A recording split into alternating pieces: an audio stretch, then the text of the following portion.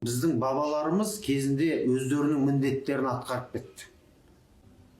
Терін төгіп, қандарын ағызып, жанын беріп жүріп, мына жерімізді қорғап, бүкіл рухани мұраларымызды басқаны бізге аманаттап тапсырды. Енді бізде қандай міндет бар? Сол аманатқа ие болып, соны ары қаратай жаңғыртып, мына ұрпақтың санасын оятып, саналы, текті, тағылымды ұрпақ өсіріп, ұлттық мәдениетімізге ие болу. Әрбір ұлттың өзіне берген ерекшелігі болады Алланың. Сонысымен ғана бір ұлт екінші бір ұлттан биік тұрады, екінші бір ұлтты қызықтыра алады. Ал өзінің ұлттық мәдениетінен айырылып қалған ұлт, ол басқаға еліктегіш келеді, басқаға жалтақтап, біреудің қаңсығы екінші біреуге таңсық дейді. Сондықтан сондай қаңсық бізге мүлде менталитетімізге сай келмейтін нәрселерге соған бас иіп, бас шұлғып, сондайларды алып кеп бізге жаңалық ретінде енгізіп жатудың өзі ол өте дұрыс емес мәселе. Сондықтан осының барлығы неге байланысты? Ол ұлттың бұл үш таған, үш тұғыр. Тіл, міне, дін, сосын діл дейтін осы ошақтың үш бұты сияқты осы үш бірлік бірігіп келіп ұлттық мүддені құрау қажет. Біздегі қойылатын ең басты салмақты сұрақ бұл өзімізге, қазақтың қазаққа қоятын. Неге?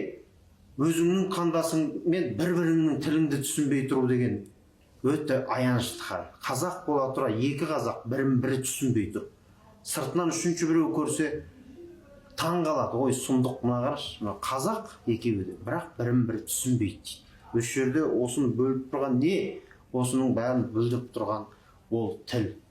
Сондықтан адамның рухани деңгейі де басқасы да ол болмысынан бастап, отбасынан басталып, кейін біліммен. Мысалға қараңыздар, бізде мысалға қоғамда қазір тіл проблемасы толық шешілген жағдай болса, тарихымыз тағы басқа, бір сөзбен айтқанда ұлтқа қатысты ұлттық құндылықтардың барлығын бойымызға сіңіріп өскен ұрпақ болсақ, біз қазір осындайды проблема жасамай, ол табиғи нәрсе ғой, өзінен өзі тілмен сіңіп.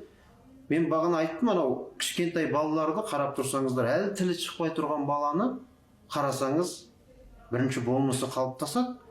Ананы бере қойшы, ананы әкелші десе, соны бала түсініп әкеп береді. Ода әлі тіл жоқ.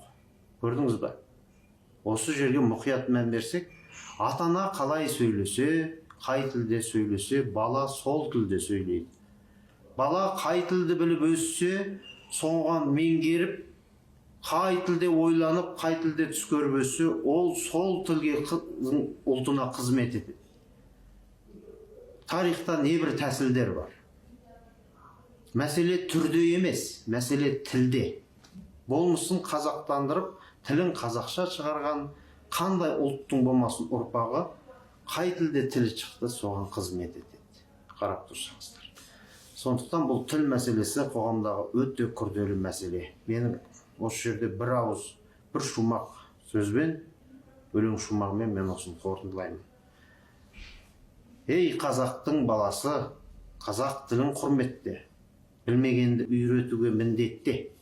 Тілін сатып мәңгүрттенген мазақты, елге төнген ең қауіпті індет деді.